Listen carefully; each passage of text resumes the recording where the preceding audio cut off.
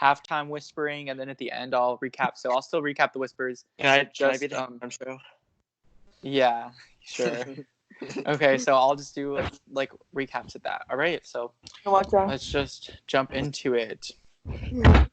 Are we missing people? We're missing Emily and Daniel is not. Emily's not attending tribal, and then Daniel, just isn't on right now. I don't know where he's at. Yeah, But we're gonna. He was on Discord like 3 seconds ago, so we're starting tribal council. Wait. Okay. What was it? I can't talk. Dude, what was it? I'm gonna play extra. Oh, they got 500. Oh my god, Dally's dog is so cute. Ew. All right, guys. So I'm gonna go ahead and jump into it. All right, Christian. You guys have been reunited after being separated. What was it like when you guys first got back to camp and got to join back up? Oh my god, it was like so fun. We're all just getting back together, like asking like what was going on in the other tribes. Mm-hmm. We got to see like who went home. Where's the jury? Like... Oh shit! I forgot to add the jury. Let's add them. Good call. I wasn't thinking about it. All right, Lana. But you can keep going, Christian, while I'm adding. Okay, so yeah. The vibe was actually very cute. We're all just like kumbayaing, like yay, we're all back together. All We're right. told, so we're like getting all ready. We're excited, and I thought the vibe was pretty good. Who else is in jury? Noah. Tia. I already added her. Julian. Julian, you starts can't off. forget Julian. Julian. So I start crying when I see Noah. You I can't am forgetting forget one Jojo. person.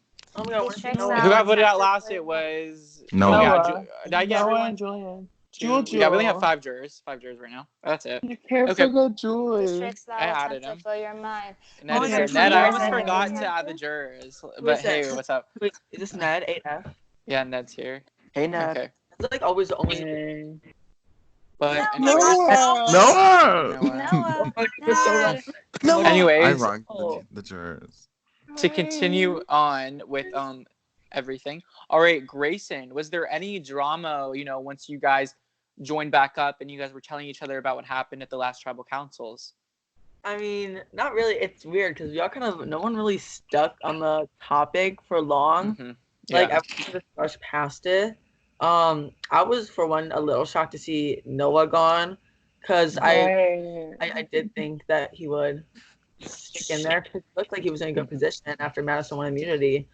But yeah, I think everyone just came back together in like a kumbaya. It was really nice. Okay. Then here we are. Madison. So after that happens, you guys are immediately told, okay, auction tomorrow, here it comes. How did that change the game, the anticipation for the auction? Well, I mean, this time I didn't fall asleep during it, so that was amazing. Someone else did, but I got nothing at the tribal council at the auction. So like basically, I could have gotten some like hours of sleep. But I know everyone was like really excited for the auction. Everyone was like, Did she freeze? Yeah, she froze. I was like, maybe it was me. I don't know. Maybe she's getting a Like, phone call. everybody, But what? she is. Oh, you froze, but you're back now. hello. Could you hear me? Yeah. Danielle, Yes. you're in the room. Okay.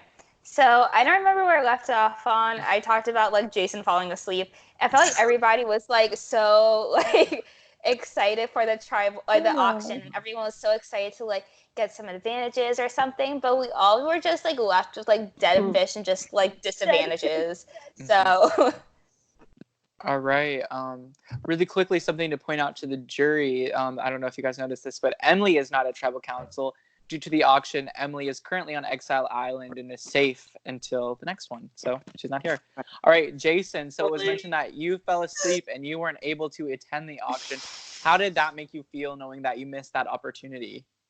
You know, it's like literally I said I was taking a 30-minute nap and it was from 3:30 and then I woke up at 6:30 and my dumbass was like, 5 more minutes. And that 5 more minutes turned into me waking up at 4:30 in the morning.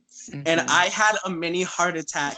And I was like, oh my God, what just happened? And I looked at Instagram and I saw DMs from like Daniel, Dally, you, Madison, like literally everyone going, auction. I was like, fuck, I missed it. So, I mean, it was unfortunate that I missed it, but from what I was told, it just kind of seems like there's maybe 1 or 2 advantages and everyone else either got a disadvantage or they were just kind of got nothing.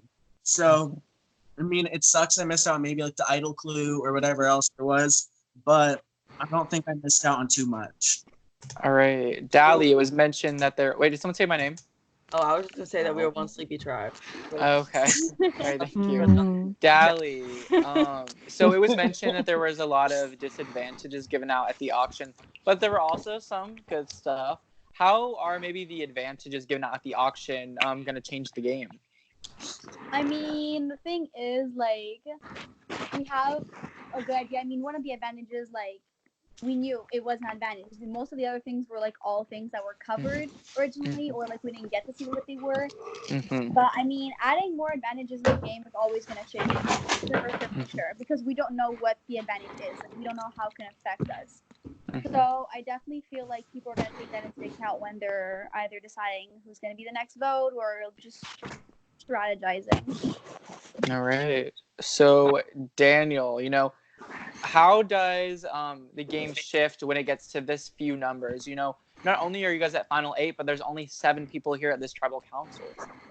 Right. So it's definitely like kind of like crazy to like just look around and like see like each time like there's one less person, and that means like you're one step closer.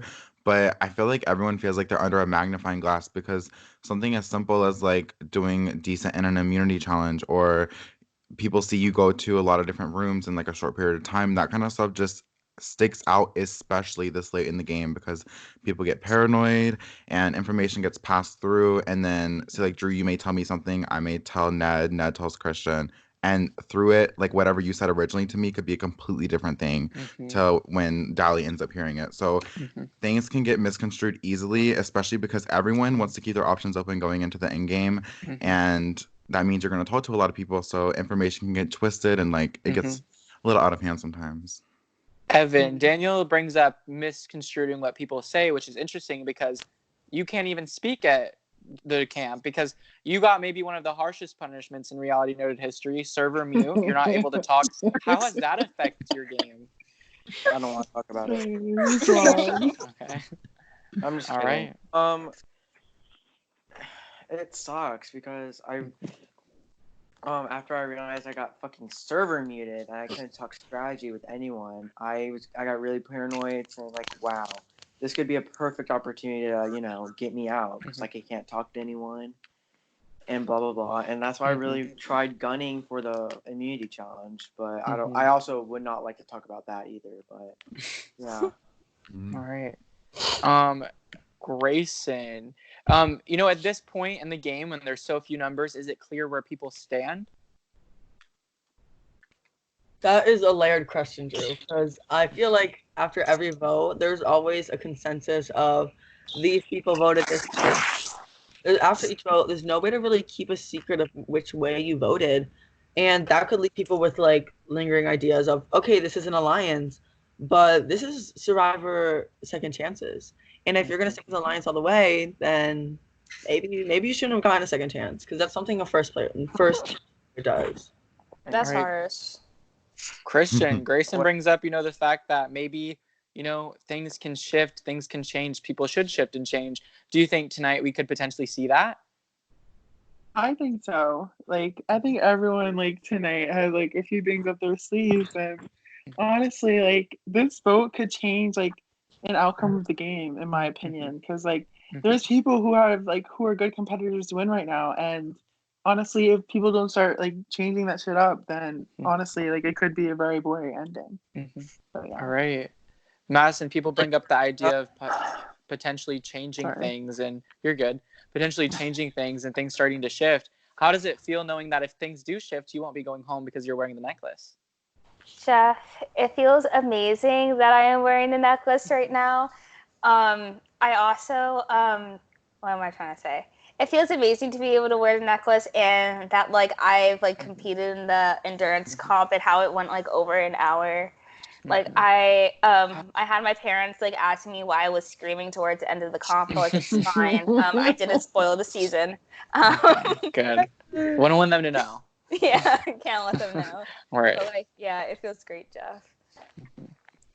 All right, Dally, at this point, how important is it to make sure the vote goes your way and you remain in the numbers? Well, I think it's like super duper important because at this point we're going down to 7 people now. That Yep. means like you need only 4 people to make a majority, and 4 really isn't a lot compared to the beginning when we started like 11 people on a tribe, or when we merged we were like 13. So if just one vote doesn't go your way, it can really mess up the rest of your game. Suddenly you're not in the numbers at all, and like things just keep on switching. So at the end, it's so important to make sure that every single tribal either goes your way or you're not losing your numbers.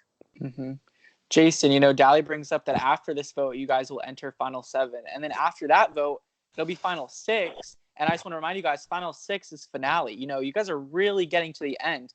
Are people starting to change the way they play because of how close the end is? Honestly, I mean, I could be nice and say yes, but let's be real. I think that it's a second chance, and I think that no one is willing to do anything because they just want to sit in the end and make it an easy win for them.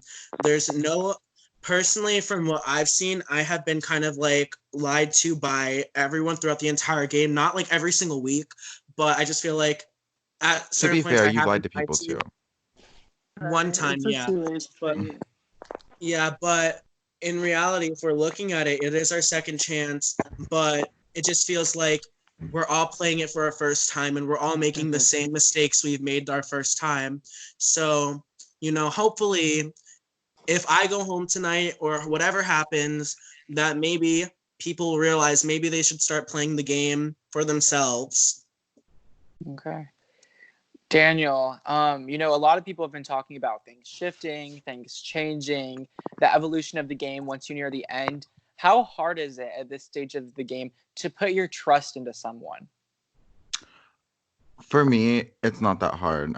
I've worked with certain people throughout this whole game, and I have no reason to think that they're going to be shady. We give information back and forth